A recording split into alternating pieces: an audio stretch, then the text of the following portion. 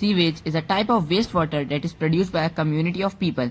It is characterized by volume or rate of flow, physical and chemical conditions, toxic constituents, and its bacteriological status.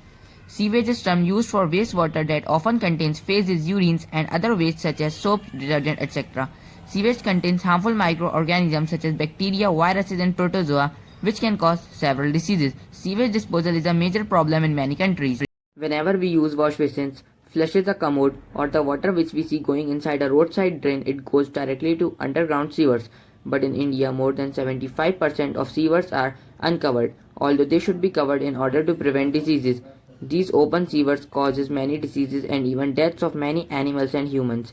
Whenever wastewater or sewage passes through drains, they should go to a sewage treatment plant through connected sewer system. But in India, more than 85% of sewage water goes to water bodies. Steps are being taken by government and municipalities to prevent this, and sewage treatment plants are being installed. Sewage treatment is the process of removing contaminants from municipal wastewater containing household and industrial wastewater.